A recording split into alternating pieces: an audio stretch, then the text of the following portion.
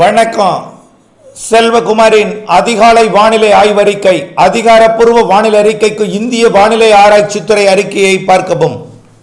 2025 பிப்ரவரி 23 ஞாயிற்றுக்கிழமை அதிகாலை வானிலை பதிவு. காற்று சுழற்சி சுமத்ரா தீவிற்கும் இலங்கைக்கும் இடையே நீடித்துக் கொண்டிருக்கிறது. நாளை 24ஆம் தேதி இலங்கையின் தென்கிழக்கு பகுதியில் மழை பொழிவை தொடக்க இருக்கிறது.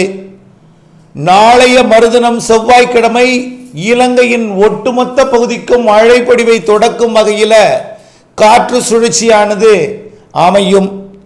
26ஆம் தேதி புதன்கிழமை தூத்துக்குடி மற்றும் ராமநாதபுரம் மாவட்ட கடலோர பகுதிகளுக்கு, அதாவது கன்னியாகுமரியோட கிழக்கு கரை ஓரம், வங்கக்கடல் ஓரம், தூத்துக்குடி திருநெல்வேலி மாவட்ட கரையோரம் மற்றும் ராமநாதபுரம் மற்றும் புதுக்கோட்டை மாவட்ட கரையோரம், கோடியக்கரை முனை, இந்த பகுதிக்கு வரக்கூடிய 26ஆம் தேதி மழை பொழிவை கடலோரம் தொடக்கும். 27ஆம் தேதி கரையோர மாவட்டங்கள் அதன் உள்பகுதி வரைக்கும் மழை பொழிவை எட்டும். 27ஆம் தேதி டெல்டா மாவட்டங்களின் உள்பகுதி, மேற்கு பகுதி மற்றும் தென் மாவட்டங்களின் ஒட்டுமொத்த பகுதி, அதாவது புதுக்கோட்டை மாவட்டத்தின் கடலோரத்திற்கும் சற்று உள்ளே, ராமநாதபுரம் மாவட்டம் தாண்டி சிவகங்கை மாவட்டம் வரைக்கும் 27ஆம் தேதி, விருதுநகர் மாவட்டத்தோட கிழக்கு பகுதி, தூத்துக்குடி மாவட்டத்தோட பெரும்பாலான பகுதிகள், அதே போல திருநெல்வேலி கன்னியாகுமரி மாவட்ட பகுதிகள், இங்கே 27ஆம் தேதி மழை பொழிவு தொடங்கிவிடும். 28ஆம் தேதி அனைத்து மாவட்டங்களுக்கும் மழை பொழிவு தொடங்கிவிடும். இதுல அதாவது காற்று சுழற்சி எந்த அளவிற்கு முன்னேறி வரும் என்பதுதான் ஆய்வில் இருக்கிறது.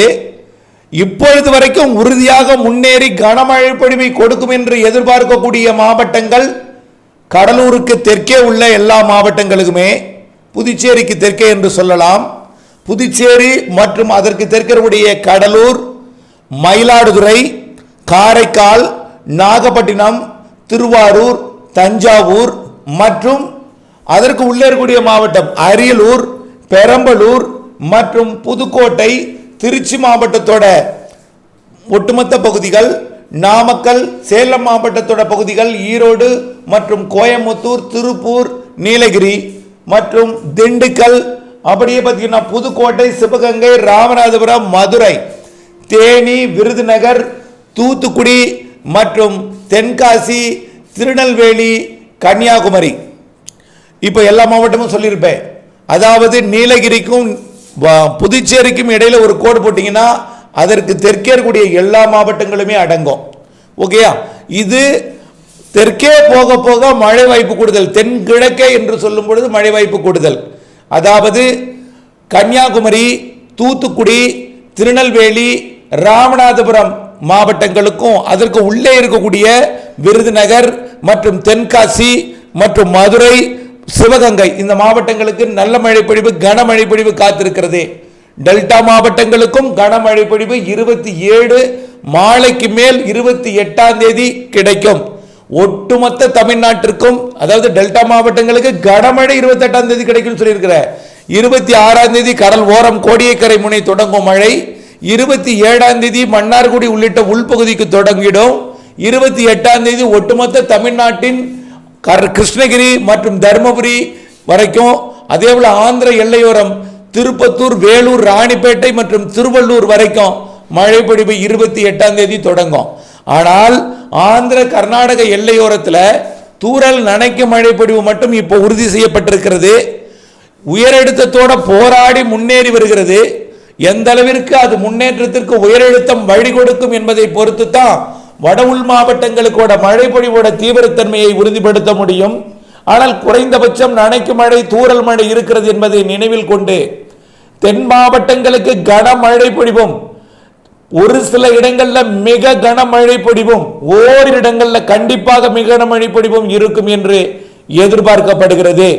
குறிப்பாக கன்னியாகுமரி, திருநெல்வேலி இடைப்பட்ட நாலுமூக்கு, ஊத்து, மாஞ்சோலை போன்ற பகுதிகளிலே, காக்காட்சி போன்ற பகுதிகளிலே ஒரு 15 to 25 சென்டிமீட்டர் வரை கூட மழை பொழிவை கொடுக்கலாம். திருநெல்வேலி கன்னியாகுமரி இடைப்பட்ட நாலுமுக்கு, ஊத்து, காக்காட்சி, மாஞ்சோலை போன்ற பகுதிகளிலே இந்த மழைப்பொழிவு அணைகளுக்கு போகும் மழைப்பொழிவு தான். அதிகபட்ச மழைப்பொழிவு இந்த இடம் என்பதை அடையாளப்படுத்துவதற்காக இந்த அறிவிப்பு. தென் மாவட்டங்களில் ஆங்காங்கே 5 to 8 சென்டிமீட்டர் வரைக்கும் கூட ஒரு சில இடங்களில் மழை பொழியலாம்.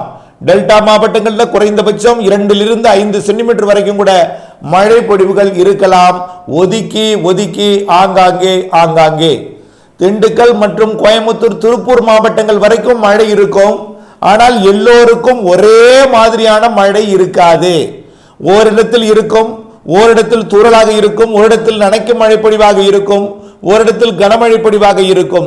இவையெல்லாம் நீங்கள் கடந்த ஆண்டுகளில் அனுபவப்பட்ட ஒன்றுதான், புதிதல்ல. இது கோடை மழை, காற்று சுழற்சி, கீழடுக்கு சுழற்சி மழை என்பதை நினைவில் கொள்ள வேண்டும். கடலோரம் உறுதி, தென்கடலோரம் தென் மாவட்டங்களுக்கு 100% உறுதி கனமழை பொழிவிற்கு என்பதை நீங்கள் புரிந்து கொள்ள வேண்டும்.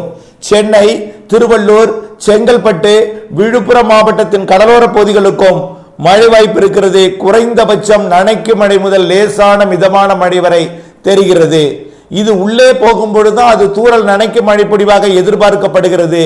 காற்று சுழற்சிக்கு உயரழுத்தம் வழிவிட்டால் எந்த அளவிற்கு வழிவிடுகிறதோ, எந்த அளவிற்கு இதோட அதாவது சக்தி பெறுகிறதோ, காற்று சுழற்சி சக்தி பெற்றால் உயரழுத்தத்தை பின்னுக்கு தள்ளும். ஆந்திர, ஒடிசா கரையோரம் இருப்பது தற்பொழுது மேற்கு வங்க கரையை நோக்கி நகரும் என்று எதிர்பார்க்கப்படுகிறது. அந்த உயரழுத்தம் இன்னும் அதை தள்ளுவதற்கு சாதகம் ஏற்படும் பொழுது மியான்மர் கரையை நோக்கி தள்ளி விட்டு விட்டால் கண்டிப்பாக வடகடலோரத்திற்கும் மழை வாய்ப்புக்கு சாதகம் அமையும். ஆகவே குறைந்தபட்சம் ஆந்திர, கர்நாடக எல்லையோரத்திற்கு தூறல் நனைக்கும் மழை பொழிவு ஒதுக்கி ஒதுக்கி ஆங்காங்கே என்பதை மனதில் பதித்துக் கொண்டும், புதுச்சேரி மற்றும் விழுப்புரம் மாவட்டத்தின் தெற்கு பகுதி மற்றும் கள்ளக்குறிச்சி மாவட்டத்தின் தெற்கு பகுதி, கடலூர், அரியலூர், பெரம்பலூர் மற்றும் மயிலாடுதுறை, நாகப்பட்டினம், காரைக்கால், திருவாரூர், தஞ்சாவூர், புதுக்கோட்டை, திருச்சி மற்றும் கரூர், நாமக்கல், சேலத்தோட தெற்கு பகுதி, ஈரோடு மாவட்டத்தின் தெற்கு பகுதி, ஈரோடு மாவட்டம் மற்றும் நீலகிரி மாவட்டம், ஈரோடு மாவட்டத்துக்கே உண்டு, ஈரோடு, நீலகிரி மற்றும் கோயம்புத்தூர் மாவட்டத்தில் ஆங்காங்கே, திருப்பூர் மாவட்டத்தில் ஆங்காங்கே, திண்டுக்கல் மாவட்டத்தில் ஆங்காங்கே, சிவகங்கை மாவட்டத்தில் ஆங்காங்கே, ராமநாதபுரம் மற்றும் புதுக்கோட்டை, மதுரை, தேனி மற்றும் விருதுநகர், தென்காசி, திருநெல்வேலி, கன்னியாகுமரி, தூத்துக்குடி ஆகிய மாவட்டங்களுக்கு மழை வாய்ப்பு உறுதியாகி இருக்கிறது. ஆகவே 26ஆம் தேதி கடல் ஓரத்தில் தொடங்கும் மழை 27ஆம் தேதி டெல்டாவிற்கு கிடைத்துவிடும் என்பதனால, பரவலாகிவிடும் என்பதனால 26ஆம் தேதிக்குள் அறுவடையை நீங்கள் முடிக்க வேண்டும். இன்றைக்கு தேதி 23, 24, 25 இன்னும் 2 நாள் உங்களுக்கு வாய்ப்பு வழங்கி இருக்கிறது இயற்கை. ஆகவே அச்சமோ பீதியோ கொள்ள வேண்டாம். முதிர்ந்த நெல் தானியங்களை மட்டும் வரக்கூடிய 25ஆம் தேதி மாலை இரவுக்குள் அறுவடை செய்யுங்கள். 25ஆம் தேதியே உங்களுக்கு மிரட்டும் வானம் வந்துவிடும். செவ்வாய்க்கிழமை கடுமையான ஒரு மிரட்டலுடன் மேகமூட்டத்துடன் கூடிய வானிலை வந்துவிடும். இன்றைய விட நாளை மேகமூட்டம் கூடும், நாளை விட நாளை மறுதின மேகமூட்டம் கூடும். அதே போலதான் கிழக்கு திசை காற்று, நேற்று மாலையே கிழக்கு திசை காற்று கொஞ்சம் வலுவாக அடித்தது. இன்றைக்கு மாலை இன்னும் கொஞ்சம் கூடுதல் கிழக்கு திசை காற்று வரும். திங்கட்கிழமை இன்னும் கூடும், செவ்வாய்க்கிழமை இன்னும் கூடி கருமேகம் சூழ்ந்து மழை தூறல் கூட விழலாம். புதன்கிழமை கண்டிப்பாக மழை தூறல் விழும். கடலோரம் கண்டிப்பாக மழை இருக்கும்.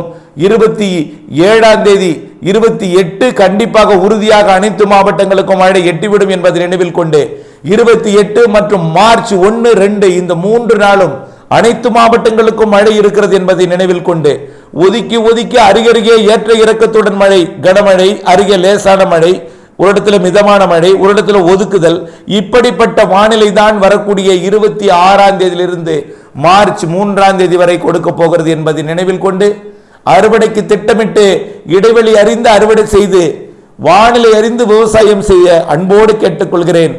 இந்த சுற்றில் மழை நாட்களில் உங்களுக்கு முதிராத நெல் தானியங்கள் இருந்தால் கவலைப்பட வேண்டாம். 3ஆம் தேதியில் இருந்து 12ஆம் தேதி வரை அடுத்த ஒரு இடைவெளி கிடைக்கும். அந்த இடைவெளியை பயன்படுத்தி அறுவடை செய்யலாம். அதற்கு அடுத்த மழை வாய்ப்பும் இருக்கிறது. மார்ச் 12, 13, 14 தேதிகளிலே தெரிகிறது. ஆகவே இதை இப்பொழுதே அறிவிப்பதற்கு காரணம், மேகம் சூழ்ந்ததும் வானிலையை பார்த்துவிட்டு மீண்டும் மேகம் சூழும் பொழுது வானிலை பார்க்க வருவீர்கள் என்பதற்காக, அறிந்து கொள்ள வேண்டும் அடுத்த மழையையும் என்பதற்காகத்தான் முன்கூட்டியே அறிவிக்கிறேன் என்பதை தெரிந்து கொண்டு அப்டேட்ஸுடன் இணைந்திருந்து திட்டமிட்ட பணி செய்து லாபம் அடைய அன்போடு கேட்டுக்கொள்கிறேன். நன்றி.